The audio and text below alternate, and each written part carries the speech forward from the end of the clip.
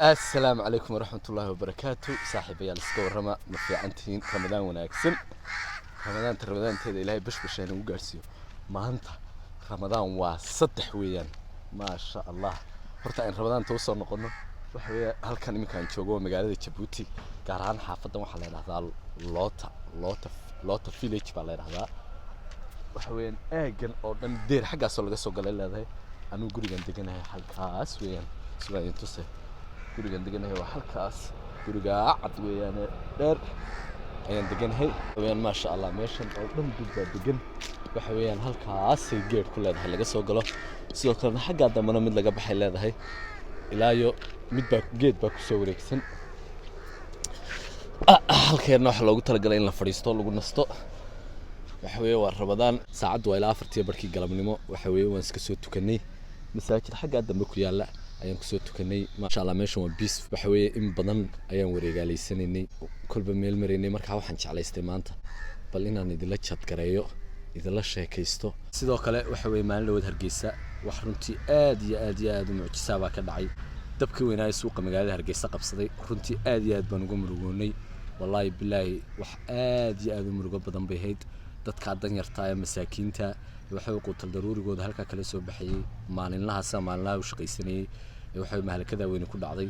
insha Allah biidnillahi kariim ilaahay wax khayr qabo idin ku bedeli doona adduunyada dhan mushkiladu way ka dhacaan dhul gariya ka dhaca dabab baa qabsada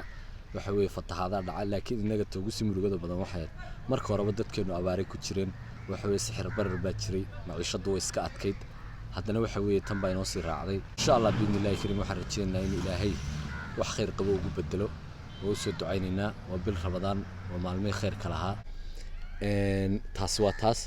sidoo kale ismaan lahayn intaan oo dhan waa joogaysan laakiin haddana ma sha Allah ilaahay baa qadaray waxa weeye inaan iminka 3 bilood bay noogu buuxday inta Djibouti joognay waxa weeye si fiican baan kala baranay Djibouti gobolada ay ka kooban tahay oo dhan waan tagnay dakhil obokh tajura arta yaali sabiix intaba waan tagnay Ramadan too bisha nasteexada iyo dambi dhaafka waxa weeyaan ilaahay waxaan ka rajaynaynaa inuu ilaahay dambiyadeena dhaafo sidoo kale balan meeshan idinku yara dalxiisiyo waxa weeyaan meeshan horta waa xaafado dalxiis bay iga dhigtay mar sidan marba wax duubayay aan marba magaalo u tageynay marba tuulo u tageynay meeshan tagnaba waxa soo yaabin bal dadka yara tustus oo ku yara socodsi ma sha Allah codka shimbiraha meesha aad uga baxaya bisadaas ya shimbirta oo soo talaa bisadiya shibruhu isna abeen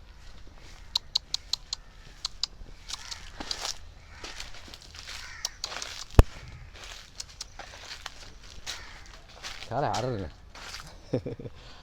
ما شاء الله بصراحة وانش عليه أنو بسدية أيضا ما وانش عليه بحوين ما شاء الله هل كانوا كلا واحد لو قلت لك لنا رمضان تيسكول عفسو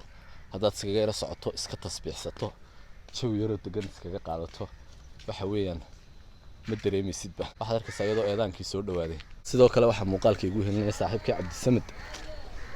maxaa leedahay asxaabteeda Ramadan mubaarak asxaabta qiimaha badan ee qays waxaan leeyahay Ramadan teena waxay nagu gaarsiiyo bash iyo barwaaqo ilaahay naga yeelo kuwa acmaash saalixa bisha gubta waxaan ku leeyahay acmaash saalixa halka ka sii wadayaan bisha kaliya ka dhigay Ramadan sidoo kale waxaan ugu ducaynayaa labadeedii waalid oo 2 bilood kala dambeeyay Cabdisamad abiyo wuxuu dhintay Ramadaantii hore waxa weeyaan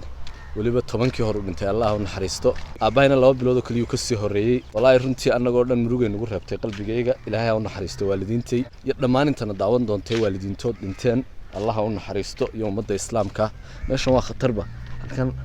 wad ka dhacaysaa hadii aad ku yara dhawaatay balka horahan Soomaal waxaan ku yiri saaxiib intii Djibouti saa u dhaxu shaaxaynay hadda muddo waxay noqonaysaa 3 bilood 3 bilood maxaa kugu la yaabnaa had istiriiniyo aad iyo aad ula yaabtay Djibouti gudaheeda aanad ilaawidon wallahi runtii waxyaabo aad u tiro badan Djibouti horta waxay ugu la yaabka badnaa waxa weeyaan waa meelaha loo dalxiis tago runtii meelo badan oo aad u qurux badan baa jira sida Limusha oo kala waxa weeyaan waa meel waa island aad u qurux badan oo sida Maldives oo kala waxa weeyaan waan yaabnay daaniga Cabdisamad markaan tagnay halka ka war markaan tagnay halka iyo godariya aan ku yiri godariyana waxay ku taallaa obokh Obokh waxa weeye barnaamij baan ka sameynay waan soo wadnaa insha Allah way daawadsiin doonaa laba meelood oo aad iyo aad u qurux badan labada meelood haddaad aragtaan Djibouti waxaan ku yiri ka tagi maysaan anaga ka tagi laad ما شاء الله meelo badan oo Djibouti loo dalxiis taga bay leedahay insha Allah barnaamijyo badan oo idin soo wadnaa inta rabadaan taan ugu tala galnay sidoo kale saaxiibka Cabdisiman YouTube-kiisa la soo booqdo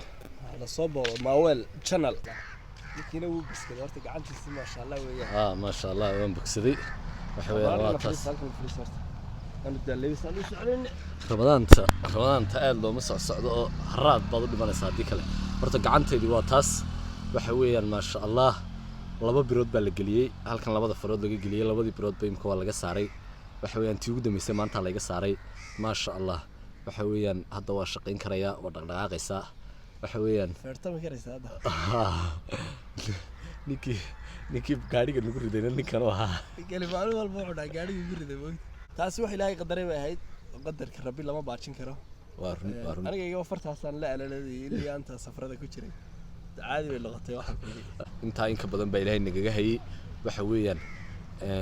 annaguna waxa 10 baan ku baranay imika wixii ka dambeeya waa is ilaalinayo sidii hore uma fududeen sidoo kale codka shimbiraha gadaasheeda ka baxaya aad iyo aad buu qurux badan yahay maana ila eeganayaan dolo meestaajiye warwa quraabkan iyo tuka la dhahaa tukana waa la dilaabaa la yiri aysan fadliga rabadaanta maxaad dadku u faa'iideynaysaa maxaad bisha rabadaan dadka halkan ka leedahay waxaan oran lahaa bisha rabadaan waa bil waxaan ku yiri aad iyo aad u qiimo badan waa bil qofka garanaya jilba hayto waxaan ku waa bil loo cararo masaajidada waa bil waxaan ku quraan akhriska la badiyo taraawiixda waa bil waxaan ku aad loo tukado waa bil waxaan ku ilaahay loo daalo oo waxaan ku ilaahay dambi dhaaf uu sameeyaa 10ka dhex oo kale ilaahay subxaanahu wa ta'aala qofka dad waxa jira laga xoreeyo naarta wax ka qiimo badan ma jirto naarta laga xoreeyo 10ka damana ogtiino leelatul qadriga baa ku jiro habeenkaasna waa habeen aad u qiimo badan waxaan oran lahaa bisha ramadaan loo tafaxayto qof kasta waxaan ku yiri social media iyo waxyaabaha iyo wixii noloshaada qaban jirtay oo dhan halkaas ka dhig bisha ilaahay iyo cibaadadiisa focus ka saar ma sha Allah tabaaraka Allah intaas aan ku tarsanaa ma sha Allah aad wallahi ilaahay un baa bisheeda inaad gaari doonto waxa weeyeen dhamaanteen wada gaari doonaba waxa weeyaan bisha rabadaan fursadeeda dad badan oo aynu asxaabteena ahaa ayaa geeriyooday iyo dad badan oo faamiliyadeena aan inala soomin bishan bil kastana waxa weeyeen intaan la gaarin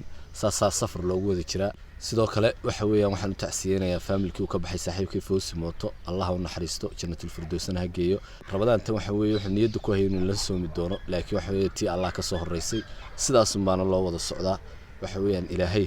dhamaanteen waxa weeyaan rabadaanteeda bashbash iyo barwaaqo inuu gaarsiiyo saaxiibayaal waxaan kaga tagnaa ramadaan wanaagsan khayr baa idin soo wada rajeenaa dhamaanteen